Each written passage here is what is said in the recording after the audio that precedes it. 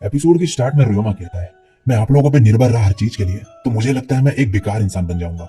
आप लोगों की वजह से मैं आज यहाँ पर हूँ। मुझे लगता है कि आप लोगों का ये बिहेवियर मुझे बिगाड़ रहा है, तो अब टाइम आ गया है कि मैं अलग हो जाऊं आपसे। दूसरी तरफ यूज और बाकी सब ये छुप के देख रहे होते हैं। मेड आके कहती है, आखिर तुम लोग ये कर क्या रहे हो। यूज कहता है, शांत हो जाओ। अब एलिस कहती है, कहीं तुम हमेशा के लिए तो अलग नहीं होने वाले ना। रियोमा कहता है, नहीं नहीं ऐसा मत सोचो, मैं आपकी फैमिली से बहुत ज्यादा प्यार करता हूँ। मैं बस खुद को ट्रेन करना चाहता हूँ और खुद की कैपेबिलिटीज पे निर्भर होना चाहता हूँ। एलिस कहती है, ठीक है, फिर तुम्हारा जब भी मन करे तुम आ सकते हो वापस। एलियारिया कहती है, मदर क्या आप इसको रोकोगे नहीं, ऐसी जाने दोगे। एलिस कहती है, तुम भी चले जाओगे जब रॉयल कैपिटल में स्कूल जाओगी। रियोमा को एक चांस चाहिए ग्रो होने का, हालांकि ये बहुत छोटा है इस चीज के लिए। रीनहार्ट कहता है, एलिस हमें ये पता था कि ये दिन जरूर आएगा एक दिन। रियोमा कहता है, तो आपको पता था।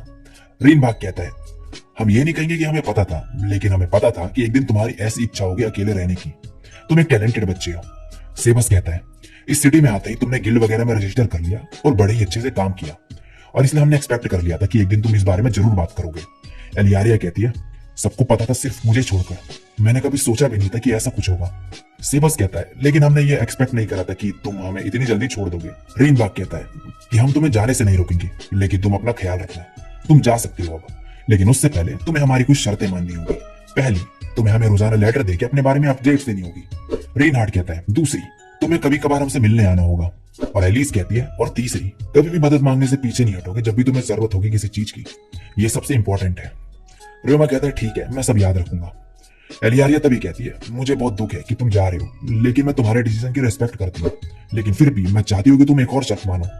वादा करो कि तुम आज से 3 साल बाद और 6 साल बाद मुझसे मिलोगे। अगले 6 साल में मैं स्कूल से ग्रेजुएट हो जाऊंगी। 3 साल के बाद स्टूडेंट्स एक लंबी छुट्टी लेते हैं और परफेक्ट टाइम होगा वो मिलने का। मैं अपनी ट्रेनिंग जारी रखूंगी और बेटर हो जाऊंगी तब तक। रियोमा कहता है, मैं भी यही ट्राई करूंगा तुम्हारी तरह। एलियारिया कहती है, तो अगर तुम इस बारे में भूल गए तो मैं तुम पर बहुत ही ज्यादा गुस्सा होंगी। रियोमा कहता है, मैं पूरी कोशिश करूंगा कि मैं ये ना भूलूं। एलिस कहती है, एक और चीज, जब तक तुम इस टाउन में हो तुम हमारे साथ ही यहाँ पर रहोगे। रियोमा कहता है, लेकिन मैं ये नहीं कर सकता। एलिस कहती है, तुम्हारा डिसीजन नहीं है, और बाकी सब भी कहते हैं कि उन्हें इससे कोई प्रॉब्लम नहीं है। रियोमा कहता है, लेकिन मुझे है। एलिस कहती है, ये हमारा फाइनल डिसीजन है, तो तुम्हें इससे अग्री होना ही होगा। और रियोमा कहता है, ठीक है, वैसे आप लोग कीबुल में और कितने दिन रहोगे। एलियारिया कहती है, ग्रेल फ्रॉग आउटब्रेक तक। रियोमा कहता है, ग्रेल फ्रॉग, ये वही मॉन्स्टर है ना जिनकी स्किन का इस्तेमाल किया जाता है आर्मर बनाने के लिए। रीनबाग कहता है, और इसके साथ साथ उनके ऑर्गन्स का भी इस्तेमाल किया जाता है दवाई बनाने के लिए। हर साल बहुत सारे ग्रेल फ्रॉग लेक के पास आते हैं। रियोमा कहता है, तो आप उन्हें कॉम्बैट ट्रेनिंग के लिए यूज करना चाहते हो। रीनबाग कहता है, कॉम्बैट ट्रेनिंग नहीं, हमारा असली टारगेट तो लीमर बर्ड है जो उसी टाइम पे वहां पर आती है। रियोमा कहता है, लीमर बर्ड आखिर है क्या। सभी उसे फिर उसकी एक पिक्चर दिखाते हैं। रियोमा कहता है, इसके पंख तो काफी ब्यूटीफुल है। एलिस कहती है, इसके सॉन्ग्स भी है और इसकी स्पीड भी एक खास बात है इसकी, और इसलिए लोग इन्हें पसंद करते हैं, लेकिन इन्हें पकड़ना बहुत ही ज्यादा मुश्किल है, तो इसलिए ज्यादा टेमर्स इसमें कामयाब नहीं हो पाते। एलियारिया कहती है, आउटब्रेक के टाइम पे पूरे लेक के एरिया में यही होते हैं। रियोमा कहता है, ये तो बहुत ही बढ़िया है। फिर सभी रियोमा को उनके साथ आने को कहते हैं वहां पे। रियोमा कहता है, जरूर मैं आना चाहूंगा। रीनहार्ट कहता है, तो रियोमा अब तुम हम पे डिपेंड नहीं रहोगे तो तुम करोगे क्या। रियोमा कहता है, मैं पहले गिमुल में एक एडवेंचरर की तरह रहूंगा और मैं लोगों के साथ अच्छा रिलेशन बनाऊंगा और ट्रेनिंग जारी रखूंगा, और मैं अपना बिजनेस स्टार्ट करने का भी सोच रहा हूँ, कपड़े धोने का, क्लीनर स्लाइम की मदद से। अगर मैं ये एडवर्टाइज कर दूं कि मैं गॉब्लिन से हुई गंदगी भी साफ कर सकता हूँ, तो शायद मैं अपनी जरूरत के सामान के लिए पैसे तो कमा ही लूंगा। तभी ह्यूज और बाकी सब अंदर आ जाते हैं और कहते हैं, तुम जरूर कर लोगे। रीनबाग कहता है, क्या तुम हमारी बातें सुन रहे थे तब से चुप के। ह्यूज कहता है, ये कैमिल का आइडिया था। कैमिल कहता है, हे मुझ पे मत डालो सारा इल्जाम। मेड्स कहती है, तुम्हारा बिजनेस बहुत ही अच्छा चलेगा, और सेबस भी यही कहता है। रीनबाग कहता है, तुम्हें इसके बारे में सर से डिस्कस करना चाहिए, वो शायद कुछ मदद कर पाए तुम्हारी। रीनहार्ट कहता है, तो क्या तुम हमारे लिए भी काम कर सकती हो जब तुम अपने गिल्ड और बिजनेस के काम से फ्री हो जाओ। तो एक काम करना कि माइंस को भी चेक करते रहना, जिससे वहां पे फिर से मॉन्स्टर ना आ जाए। रियोमा कहता है, ठीक है। अब अगले दिन रियोमा सर्च के पास जाता है एलियारा के साथ, और वहां पे अपने क्लीनर स्लाइम का यूज करके दिखाता है। सर्च काफी ज्यादा इंप्रेस्ड हो जाता है उस चीज से, और उसे मर्चेंट गिल्ड में रजिस्टर करने को कहता है, और कहता है, तुम्हारा ये बिजनेस जरूर अच्छा प्रॉफिट कमाएगा, और उसे जल्द से जल्द रजिस्टर करने को कहता है मर्चेंट्स गिल्ड में। और फिर कहता है, चलो अभी चलें। और अब ये जा रहे होते हैं रजिस्टर करने, और सर्च कहता है, मैं अभी से कह सकता हूँ कि तुम्हारा बिजनेस बहुत ही पैसे कमाएगा, और अगर कुछ मदद चाहिए तो मैं तैयार हूं करने के लिए। रियोमा कहता है, थैंक्स मिस्टर सर्च। अब ये पहुंच जाते हैं मर्चेंट्स गिल्ड में। वहां जाकर रियोमा कहता है, मैं यहाँ पर रजिस्टर करने आया हूँ। वहां बैठी औरत कहती है, मैं हूँ ग्लिसेला, इस गिल्ड की मास्टर। तो तुम लॉन्ड्री सर्विस ओपन करना चाहते हो। और फिर उसका क्लीनर स्लाइम देख के हैरान होती है, और कहती है मुझे तो पता ही नहीं था कि ऐसे स्लाइम एग्जिस्ट भी करते हैं, और रियोमा को रजिस्टर करने के लिए मान जाती है। सर्ज कहता है कि वो कहाँ पे ये सर्विस खोल सकते हैं। ग्लिसेला उन्हें एक जगह दिखाती है जहाँ पे वो ओपन कर सकते हैं अपना बिजनेस। उस जगह पे ये पहुंच जाती है और वहां पे जाके सर्च बताता है कि यहाँ पे एक बार था, होटल था और एक वेयर हाउस, लेकिन यहाँ पे फिर आग लग गई और तब से ये जगह ऐसी है। रियोमा कहता है ये एडवेंचरर्स गिल्ड के पास ही है और इंडस्ट्रियल एरिया के पास भी है, ये जगह मेरे लिए परफेक्ट है। और कहता है कि मिस्टर सर्च, इस जगह को मैं खरीद रहा हूँ। सर्च कहता है ठीक है, पेपर वर्क मैं संभाल लूंगा। रियोमा कहता है कि आप सच में ऐसा करेंगे? सर्च कहता है क्यों नहीं, मैं कमीशन भी तो लूंगा और मैं तुम्हें अपने कुछ एम्प्लॉयज भी दे दूंगा काम स्टार्ट करने के लिए, वो प्रोफेशनल मैनेजर्स हैं, तो तुम मैनेजमेंट ड्यूटी उन पे छोड़ सकते हो। और कहता है तुम्हारी करंट स्टेट पे तुम मैनेजमेंट के लिए सही नहीं रहोगे। रियोमा कहता है क्यों? सर्च कहता है मैं तुम्हारे इमोशन पढ़ सकता हूँ तुम्हारे फेस देख के। रियोमा कहता है क्या सच में? सर्च कहता है तुम्हारी एज को देखते हुए तुम इमोशन अच्छे से छुपाते हो, लेकिन ये चालाक मर्चेंट के सामने काम नहीं करेगा। रियोमा कहता है मैं समझ गया, मैं आपके एम्प्लॉयज ले लूंगा। एक और चीज, मैं आपसे सप्लाईज खरीदना चाहता हूँ। और अब इसके बाद रियोमा अपने स्लाइम से उस घर का कूड़ा कबाड़ा साफ करवाता है और कहता है मेरी शॉप पे 2 मंजिल होगी, एक बेसमेंट के साथ, और एम्प्लॉयज के रहने के लिए भी एक जगह बनाऊंगा मैं। और अब रियोमा अपने स्लाइम्स और अपने मैजिक की मदद से सब काम करना शुरू करता है। और नेक्स्ट सीन में गिल्ड के लोग भी रियोमा की हेल्प कर रहे होते हैं। रियोमा कहता है थैंक्स गाइस। ह्यूज कहता है अब ये मत बोलने लगना कि मैं इन पे निर्भर हो रहा हूँ, फ्रेंड्स मदद करने के लिए होते हैं।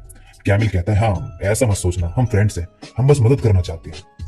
अब ये सभी बिल्डिंग पेंट कर रहे होते हैं और रियोमा को रैंक ई में प्रमोट कर दिया गया होता है उस मॉन्स्टर मिशन के बाद। सभी कहते हैं कि तुम्हारा बिजनेस बहुत ही अच्छा होगा और वेलेना कहती है तुम्हारे पास ऑलरेडी 7 कस्टमर्स भी है यहाँ पे। जेफ कहता है हमने सुना कि तुम ये सब इसलिए कर रहे हो जिससे खुद को सपोर्ट कर पाओ, बहुत ही अच्छी बात है।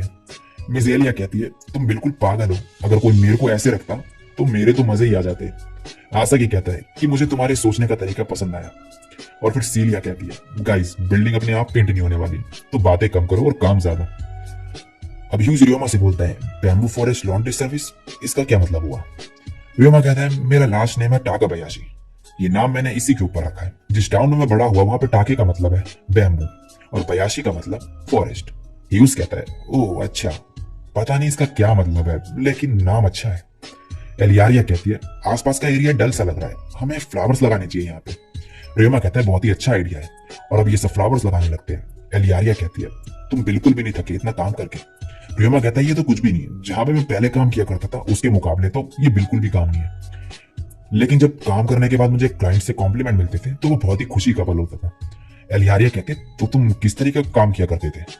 रियोमा फिर मन में कहता है मैं इसे नहीं बता सकता कि मैं सिस्टम इंजीनियर या प्रोग्रामर था। और फिर कहता है बहुत से काम, जैसे चीजें इधर उधर ले जाना और डॉल्स बनाना। एलियारिया कहते तुम डॉल्स बनाते थे? रियोमा कहते हैं हाँ, और मैं तुम्हारे लिए भी एक बना सकता हूँ। एलियारिया कहती है मुझे बहुत खुशी होगी अगर तुम्हारे पास टाइम हो बनाने का। रियोमा मन में कहता है जिन पे मैंने काम किया वो तो लड़कों के लिए थे, लड़कियों के लिए नहीं। और फिर कहता है ज्यादा उम्मीद मत रखना डॉल के लिए। अब रियोमा ह्यूज और एलियारिया के साथ जा रहा होता है और उन्हें बताता है कि वो शॉप के लिए एक पार्टी रख रहा है ऑफिशियली ओपन करने से पहले उसे, जिसमें लोगों को बुलाएगा वो देखने के लिए, और कहता है कि वहां पे वो ड्रिंक्स और खाना वगैरह भी रखेगा। और फिर रास्ते में चर्च देखता है और कहता है मैं चर्च जाने का सोच रहा हूँ। ह्यूज कहता है ठीक है, मैं एलियारिया को घर छोड़ दूंगा। अब रियोमा चर्च जाता है और फिर वो पहुंच जाता है सीधा गॉड के पास। वहां पे कूफो को देखता है वो और कहता है गाइन और लुलिटिया कहाँ पर है? कूफो कहता है वो फिलहाल तुम्हारे वर्ल्ड में है, लुलिटिया स्वीट टूर पे है और गाइन जो है एक आइडल रूप को पसंद करने लग गया तो वहीं पर है। तुम्हें तो पता ही है ना कि इस वर्ल्ड में एंटरटेनमेंट की कमी है, मैं भी कुछ दिन पहले वहीं पर गया था और वहां बहुत मजा करा मैंने। और तभी रियोमा की बॉडी से लाइट चमकने लगती है। कूफो कहता है टाइम खत्म हो गया इतनी जल्दी? लगता है गाइन और लुलिटिया यहाँ पर नहीं है, इसलिए हुआ, लेकिन एक चीज याद रखना, तुम्हारा माइंड तुम्हारी यंगर बॉडी को अफेक्ट कर रहा है। और रियोमा वापस चर्च में पहुंच जाता है और कहता है तो मेरा माइंड अफेक्ट हो रहा है मेरी यंगर बॉडी की वजह से, वैसे इसमें सेंस भी है, मैं पहले से ज्यादा इमोशनल एक्सपीरियंस कर रहा हूँ। और कहता है एडवाइस के लिए थैंक्स कूफो। और रियोमा फिर बाहर आके देखता है कि अंधेरा हो रखा होता है और कहता है घर जल्दी जाना होगा, और भागने लगता है और मन में कहता है मेरे दिन अब और भी ज्यादा बिजी होते जा रहे हैं और लॉन्ड्री बिजनेस भी जल्दी स्टार्ट होने वाला है। और इसी के साथ ये एपिसोड यहीं पे खत्म हो जाता है।